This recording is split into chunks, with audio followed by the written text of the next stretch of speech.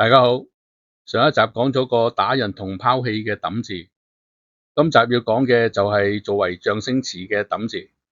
象聲詞嘅字形係好難講嘅，因為象聲咧通常都係各隨鄉音、借音用字，好少會由始至終都用個本字嘅。所以喺象聲詞之中咧，唔使追求用本字，但係為咗全民交流，借音得嚟都應該盡量用返個普及嘅字形。最好就係睇到個字形就估到佢個讀音。咁個象聲詞先好用嘅。抌字作為象聲詞，粵語有用嘅係打鼓打到揼揼聲，或者口語疊詞嘅習慣講成揼揼聲個抌字。仲有就係揼一聲跌落水個抌字，呢個聲係模擬一塊大石跌落水產生嘅聲，所以香港坊間就有借石同埋水做咗呢個抌字。呢個係方言生造字，不過因為佢個韻同英文嘅 pump 同埋 bump。後嚟就專用嚟做呢兩個詞嘅譯音字，所以搞到個生造字咧又讀泵又讀抌，用嚟做抌嘅象聲詞就唔啱用啦。其實呢個抌音古時係有為唔同嘅場景做啲象聲詞嚟用嘅。先講個大石落水發出嘅抌聲先，呢個聲而家粵語有用嚟形容女仔好靚，講法就係靚到抌一聲，或者靚到抌抌聲。相傳都係取靚女跌落水嘅意思。因為靚女跌落水，好多人捨命相救。唔係靚女嘅話，就算聽到抌一聲都聽而不聞。咁呢個抌音嘅象聲詞咧，必然同水有關嘅。個字就係呢個中古造字抌啦。呢個字始見於北宋集韻，可以話係專為落水聲做嘅字。不過集韻單以水聲為分咧，其實唔係好全面嘅。而且佢個切音擬出嚟咧係讀抌，要經粵語口語慣性變調先讀得成抌嘅。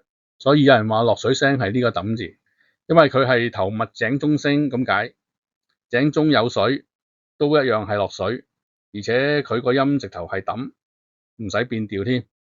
呢個都係幾難拗嘅，因為同係出於集韻，一個讀抌而個意又唔全面，另一個讀抌，但係個釋義又講得太過具體嘅即係太過窄，因為講明係落井先有嘅聲就唔可能係一般嘅落水聲。咁抌石頭落河嘅聲自然就唔係呢個落井嘅聲啦，所以問落水聲我仍然會用呢個抌字嘅，我唔係隨便揀嚟用。首先個抌嘅象聲咧，自古都應該有嘅，唔可能等到集韻先至做出嚟。真正嘅物落水聲嘅象聲詞咧，我認為係呢個暫字，暫後嚟通作沉。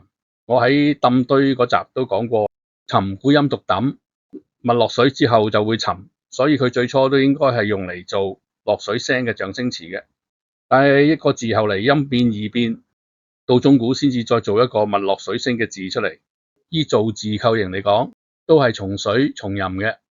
除此之外，就係呢個抌字，其實係井字嘅古形，佢係讀井先啱嘅。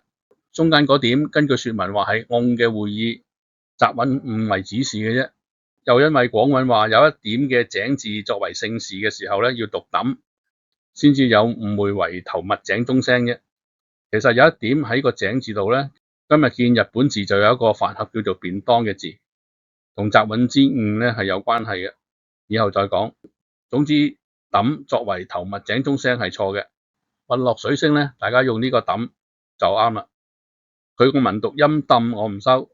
另外疊用嘅時候咧，前字變調做抌，就加個二聲符寫成咁。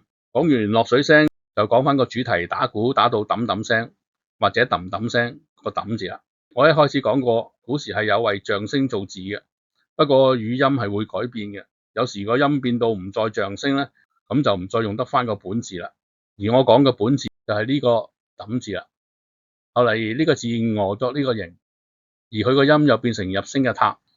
不過上古冇入聲，用閉口入聲收音，想推古音咧，個字嘅陽聲韻就應該係用抌收音嘅。音變成入聲之後，咁啲文人寫文章嗰時候要寫翻個抌音出嚟咧，唯有借字嚟寫啦。咁1300幾年前嘅唐朝咧，都可以話夠早噶啦。當時就借用咗呢個抌字嚟象鼓聲嘅。呢個抌係借字，因為佢個本意同鼓聲完全唔關嘅，純粹係個音讀抌啫。但係因為本字嘅讀音已經唔再象聲啊，所以個借音字係可用，而且用呢個字唔係坊間隨便亂借嘅，係得到認同嘅象聲用字。因為後世嘅文學作品都繼續用呢個字嚟撞鼓聲嘅，咁我哋就可以將佢當成係可用本字嚟用啦。咁個字喺粵語度可以撞鼓聲之外，仲可以撞擊打人身體嘅聲，因為身體中空俾人打嘅時候咧，都好似打鼓咁，會打到發出揼揼聲嘅。疊用又可以講成揼揼聲啦，所以揼人心口或者背脊嘅象聲詞咧，一樣可以寫呢個揼。咁個疊用變調就加二聲符寫成咁，讀揼。好啦，講個象聲揼講完，覺得有用嘅就按讚、訂閱同分享，拜拜。